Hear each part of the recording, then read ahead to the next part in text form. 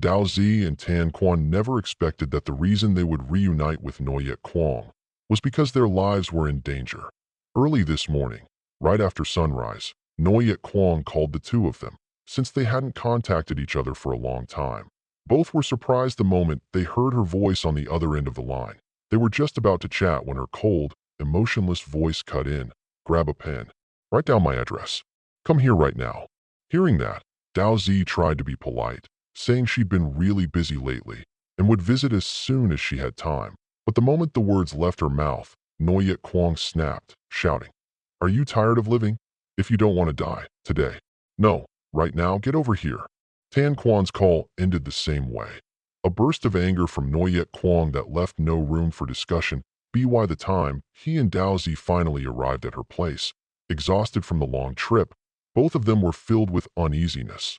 The moment they stepped inside, they were greeted by chaos, an obvious sign that the house hadn't been cleaned in days. Noyet Kwong sat slumped on the sofa, wrapped in a large wool blanket. She didn't even stand up to welcome them. She simply pointed to the 2 cups of water already poured on the table, silently telling them to help themselves. Then, in a low voice, she asked, "Do you guys still have a way to contact the other 3? Find them. Fast. Tell them to come here." The other 3 she mentioned were Tong Liang Gam, Xiao Fai, and Hua Tian Cat. The 6 of them had founded Night Tavern, a group of horror writers whose stories were so captivating they gained a cult following. But 3 years ago, something happened, something that caused the entire site to shut down. After parting ways, each drifted off in a different direction, eventually losing contact with one another. As she spoke, half of Noyet Kwong's face sank into the dim lighting. She looked much thinner compared to before. They had only ever seen each other online. So now, 3 years after the incident, Dao Zi and Tan Quan almost couldn't recognize her. Hearing her commanding tone, Dao Zi felt a spark of irritation. She set her cup down sharply. After all, she was a journalist. This sudden, bizarre summons had completely ruined her entire day's interview plan. But when she looked at Noyet Kwong's sickly complexion, her tone softened. "I only have Tong Liang Gam's phone number that I tried calling before we came, but his phone's off." Noyet Kwong turned to Tan Quan, her eyes sharp, tinged with panic. That look alone sent a chill through him. He quickly said he still had Xiao Fai's QQ number, even though he hadn't been able to reach her for a long time.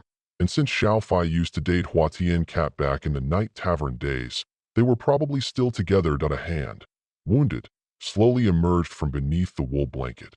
Dao Zi gasped, "Noyet Kwong, your hand. What happened? Did something bite you?" She didn't respond. Instead, she reached for a manuscript stacked beside the sofa and handed it over. "Read this." Tan Quan leaned in to look at the manuscript in Dao Zi's hands. It was a novel titled The White-Fanged Biter. The title was written in huge word art style lettering, almost ridiculously oversized. "You wrote this?" Even though he asked, Tan Quan was sure it was one of her old horror drafts. He knew her work like the back of his hand. But the woman on the sofa said nothing, her entire face hidden in shadow. Dao Zi and Tan Quan exchanged a glance, then quietly began reading. "Do you have a mother? Do you live only with your mother? Does your mother love you? Do you love your mother? That love, can you prove it? My name is Thousand Autumns, 1,000 years. Nice to meet you." That was the MSN display message I recently set. Thousand Autumns, 1,000 years was the heroine in a fantasy novel I'd read. Someone who was one person and also two. After reading it, I changed my display name to hers, simply because I wanted to seem a little mysterious online. I teach mathematics at a university. When I work, I always dress formally, standing on the steps of a large lecture hall. I drag up and down those heavy blackboards, filling them with rows of symbols and numbers most people never see in the natural world. That morning, the weather was bright and breezy. Because I'd stayed up late online, I overslept. I hurried down the street. The pale sun hung weakly overhead. I squeezed onto the bus at the last second and let out a long sigh. "Freak." A sharp voice burst from the front of the bus. The chatter instantly died. "I need to get off." The same girl spoke again. Through the crowd, I saw her spring up from her seat and dash to the front door. "I need to get off." Her voice cracked. The bus slowly stopped, and she stumbled off as if escaping danger. Everyone stared at the empty seat she left behind. A girl sat there. Long black hair, white t-shirt. The contrast of black and white was so harsh it almost hurt the eyes that I recognized her. Xiao Na, a student in my class. She shrank into herself, shoulders trembling slightly, eyes darting around nervously. When she spotted me, her gaze froze, briefly filled with shame, before she turned away, curling in on herself. Even more, what happened? Didn't you hear? She's crazy. Better stay away from her. Whispers spread across the bus. Xiao Na hugged herself and stared out the window. Everyone near her leaned away as much as possible. It's okay.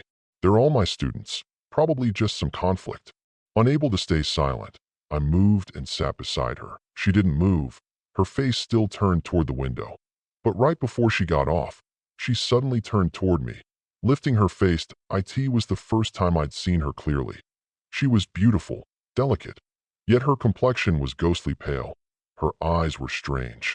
When she looked at you, the whites were overwhelmingly large, so much that it felt like her pupils were about to roll back. Suddenly, she grabbed my hand. Her fingers were stiff and icy. The shock made goosebumps instantly crawl up my arm. Ms. Noyet Kwong, do you go online? Yes, I do. Don't go online anymore. Please. I'm saying this for your own good. Her voice was cold, yet the way she said it was terribly calm. Before I could react, she let go, jumped off the bus, and disappeared, for my own good. I could only watch her small, pale figure rush across the street and vanish into the school grounds, a strange feeling rising in my chest, the feeling that followed me the entire day. Zhang Xiaona's house was made up of small, individual rooms. As I stepped inside, the girl suddenly became very enthusiastic, handing me slippers and hanging my coat. Looking around the living room's layout and arrangement, I realized this was probably a home with just a mother and daughter. It felt similar to my own home, that on the wall of the main room hung a photo of Xiao Na with a middle-aged woman. I assumed this woman must be Xiao Na's mother. Their smiles in the photo lit up the entire wall. Xiao Na, do you live only with your mom? Xiao Na carried some washed fruit from the kitchen and placed it on the table in front of me. Yes, ma'am. A few years ago, my father passed away in a car accident. It's just my mom and me now. Xiao Na suddenly lowered her head, fiddling with her fingers. Your situation with your mom is quite rare, isn't it? Not really. I also only live with my mom. At my words, she froze, her eyes fixed on me, shining brightly like snow, almost as if she didn't recognize me for a moment. You live with your mom too? Not paying much attention to her sudden change, I got up and walked toward the bedroom door. Your mom must be in the bedroom. I want to talk to her. She stepped forward, pulling open the bedroom door. Ma'am, our teacher, Miss Yue Guang, has arrived. With a soft swoosh as the door opened, a foul, fishy smell wafted out. The bedroom was dark since the door had been closed, with only light spilling in from the living room. I could faintly make out the shape of a bed inside. Xiao Na opened the door, then turned and left without looking at me once. The closeness she had shown before opening the door had vanished. Peering into the dimly lit room, I suddenly felt a sense of gloom. My trembling hand reached for the doorknob, but I didn't have the courage to step in. I only wanted to close the door. Welcome, Miss Yue Guang. Please come in. A gentle voice suddenly came from inside, and all the lights in the room turned on. The strong visual contrast made my eyes ache, and a cold sweat broke out across my body. The middle-aged woman from the photo was lying on the bed. Although it was the middle of summer, she was covered in a thick quilt, with only her head exposed. Her hair was messy, and her face pale and sickly. She stared at me, wearing a very gentle smile, but I could have sworn the smile was stiff, forced, and strangely unnatural. Because of my illness, I can't greet you properly. I apologize. Please come in and sit. Unable to refuse her warmth, I stepped into the room and sat in the chair next to the bed. The stench grew stronger. I frowned but didn't ask about it, instead saying, "What illness do you have? In the middle of summer, it must be very uncomfortable." "It's not convenient to discuss my illness, ma'am." Xiaona's mother's eyes followed me constantly. After I asked, her gaze darkened. She seemed unwilling to speak, and I didn't press further. The stench made it hard to breathe and dizzying. I couldn't imagine how she could live in this room, that I decided to get straight to the point. "Mrs. Zhang, Xiaona has been acting and speaking strangely at school these past few days. I'm concerned she might be having some psychological issues." Have you noticed anything unusual at home or anything she might be upset about? Xiao Na's mother looked at me and muttered, "What else could there be, aside from my illness?" She turned her head back, lying flat. From my angle, half of her head was obscured. "Miss Yuiguang, the air in this room isn't good. I won't keep you any longer. When you leave, please close the door for me." Her expression seemed to know something, but she didn't want to say it, and I didn't press further. Honestly, I didn't want to stay another minute. I stood, preparing to leave. "Then I will take my leave." "Teacher, wait a moment." Just as I turned, a hand reached out from under her quilt and grabbed my wrist. It felt sticky and wet. I looked down and saw the arm covered in sores and decaying flesh. I had never seen anything so gruesome. I gasped for air and felt nauseated. Trying to control my disgust, I asked in a trembling voice, "Is there something else you need? I can see you are a kind person, so Xiao Na needs your help. Just a little effort to take care of her." "I will, I will," I replied repeatedly. The arm finally released my wrist and retreated under the quilt that I stepped out of the room, a strong sense of discomfort surging through me, wanting to leave as quickly as possible. That decaying arm kept appearing in my mind. If the arm was that rotten, what about the rest of the body? I didn't dare think further. I grabbed my bag from the corner of the sofa and said to Xiao Na, who was still sitting with her back to me, "Xiao Na, I have some work to do. I'm going home now." The girl didn't move, her long black hair falling like a straight waterfall over her white t-shirt. "Xiao Na?" Just 3 steps away. How could she not hear me? I walked forward and noticed she had turned on the computer, staring blankly at the screen. Strangely, hadn't she told me not to go online anymore? Why was she on the computer the moment I arrived? The computer screen displayed a photo. The image was slightly unclear due to the low screen resolution, but I could still see it was a picture of the mother and daughter. They were dressed simply. The mother looked beautiful, and the daughter appeared around 14 or 15. They were embracing at what looked like the entrance of a mountain village, smiling brightly under the daylight. The scene mirrored the photo hanging on Xiao Na's wall almost exactly. In a chilling way, I stared at the photo, as if hypnotized. Suddenly, a pale face with a vacant gaze blocked the screen. "Teacher, have you seen this photo before?" "Oh, Xiao Na." I blinked, cold sweat dripping again. "No, never before." Xiao Na looked at me coldly and said suddenly, "It's getting late. You should go home. I'll see you out." "No need. I can leave on my own." "I'll see you out." She grabbed my wrist and pulled me out of their house. The spot her fingers held was exactly where her mother had grabbed me earlier. Stepping outside, the moonlight illuminated the ground, and the cool, fresh air filled my lungs. For a moment, I felt lighter. "Go home now, teacher." Xiao Na stood under the moon, paused, and released my wrist. "All right, go back quickly." I didn't stop and hurried ahead as if fleeing danger. After a few steps, I couldn't resist and looked back. Xiao Na, in her white shirt and black hair, bent forward at a 90-degree angle. Her black hair fell straight and touched the ground. Truly, I was only bringing her home.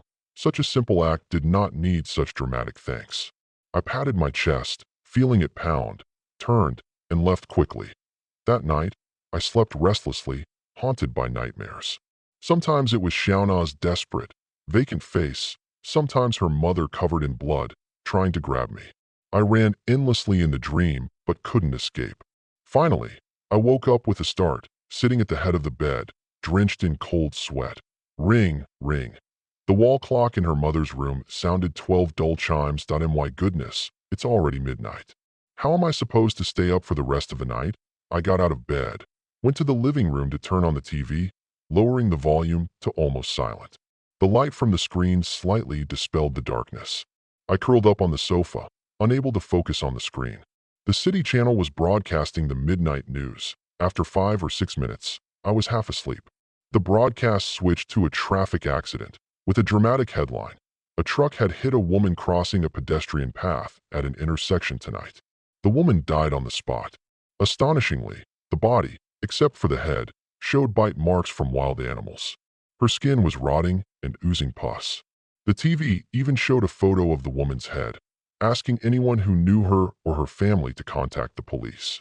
Seeing the photo of the woman's head, I jumped straight off the sofa, my desire to sleep vanishing all the way to Java.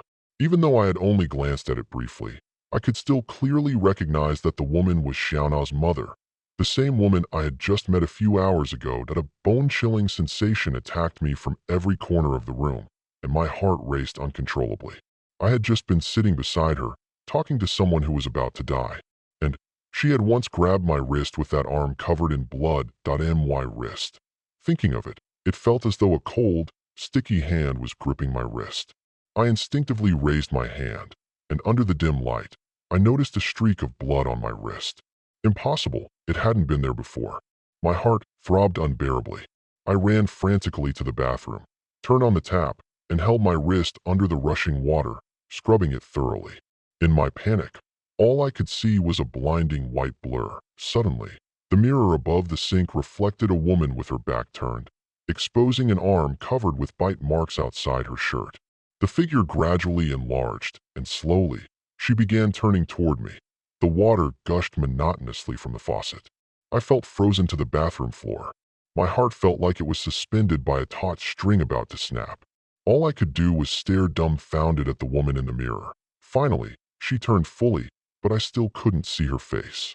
Her black hair obscured everything, leaving only the high bridge of her nose peeking through the waves of hair, faintly visible on the tip of that nose. Suddenly, there was a mass of rotten flesh. "Miss Guang, I'm sorry." "Thank you." The woman in the mirror spoke suddenly, then bent forward in a BOWIT was eerily similar to what Xiao Na had done a few hours earlier, bowing in the same way. Instinctively, although I couldn't see her face clearly, I guessed with 8 or 9 out of 10 certainty that she was Xiao Na's mother. Her head bent straight toward me. The long hair covering her face seemed to loom out of the mirror, pressing down toward me. I could no longer control myself. A terrified scream tore from my throat, and I lost consciousness. When I woke, my mother was holding me, calling my name and crying. Seeing me awake, she sat down heavily on the tiled bathroom floor, speaking rapidly. "You scared me to death. What did you see? Did something happen? Tell me what happened." Looking up at her face, I felt my entire body relax.